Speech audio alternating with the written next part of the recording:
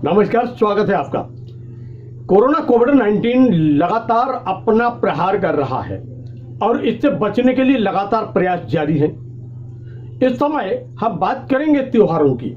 तो त्योहारों को मनाने के लिए लगातार लोगों से ये अपील की जा रही है कि वह अपने घरों में सुरक्षित रहें, सुरक्षित रहकर घर में ही अपने त्योहारों को मनाएं।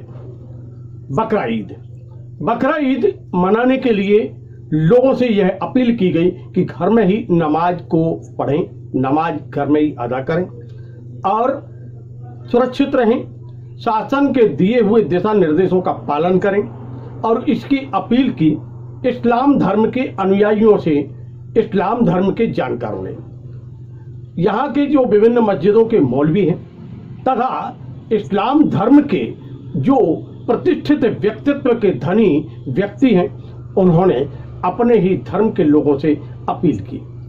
क्या की अपील, आइए हम आपको सुनवाते हैं। बरादरान मिल्लत, अस्सलाम वालेकुम।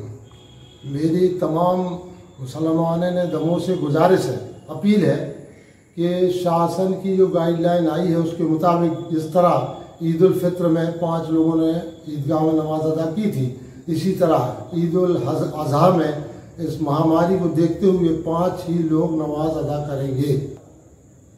ये मेरी आपसे गुजारिश है, आप जो है गाइडलाइन को माने और अपने अपने घरों में नमाज अदा करें, किसी तरह की कहीं पर भी भीड़ ना बचाएं। अस्सलामु अलैकुम वरहमतुल्लाहि वबरकातुहू। मैं तमाम मुसलमान भाइयों से मुअद्दबाना अपील करता हूँ कि ये कोरोना वायरस की महामारी फैलती जा रही है, इसलिए शासन की गाइडलाइन के मद्देनज़र तमामी हज़रात को बकरीद का त्यौहार, जिस तरह हमने ईद में मुख्तसर लोग हाजिर होकर अपनी ईद की नमाज अदा की है, इसी तरह बकरीद में भी मसाजिदों में, ईदगाह में सिर्फ मुख्तसर लोग नमाज अदा करेंगे। बाकी लोग अपने घर में इबादत करें, अपने घर में ही त्यौहार मनाएं और घर में ही रहकर खुद को महफूज रखें और अपनी कौम को महफूज रखें। अस्सलामु अलैकुम वरहमतुल्लाहि वबरकातुहू। सबसे पहले दिल की गहराइयों के साथ तमाम आशिकाने मुस्तफ़ा सल्लल्लाहु अलैहि वसल्लम को ईद उल अज़हा की मुबारकबाद पेश करता हूँ। उसी के साथ तमाम हज़रात से गुजारिश भी करता हूँ कि कोरोना वायरस बीमारी बड़े उरूज पर है। हमें चाहिए कि हालात का तकाजा भी यही है कि हम मस्जिद और ईदगाह में ज़्यादा भीड़ भाड़ न जमा करते हुए अपने घरों पर रहकर ईद उल अज़हा की खुशियां मनाएं। और जिस तरह ईद उल फित्र के मौके पर हमने 4 रकअत नमाज नफिल शुक्राने की नियत से एक सलाम के साथ अदा की थी और 34 मरतबा उसके बाद अल्लाहु अकबर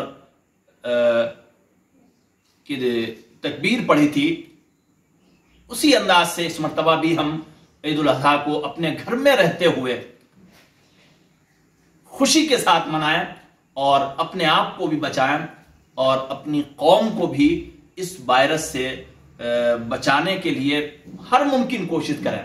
हम उम्मीद करते हैं कि इंशाअल्लाह आप हज़रात हमारी इस अपील पर गौर व फिक्र करेंगे और बल्कि पूरे मुकम्मल तौर पर शासन प्रशासन की गाइडलाइन को फॉलो करते हुए अपने घरों पर रहकर ही ईद उल अज़हा की खुशियां मनाएंगे। अल्लाह ताला से दुआ है कि परवरदिगार आलम इस वायरस को हमारे मुल्क से बल्कि सारी दुनिया से दूर फरमा दे, ताकि जिस अंदाज से पहले हम इन मुबारक मौक़ों पर खुशी के साथ जो खुशियां मनाते थे, उसी अंदाज से अल्लाह ताला वो दिन मिलाए कि हम ये खुशियां इज्तिमाई तौर पर मना सकें।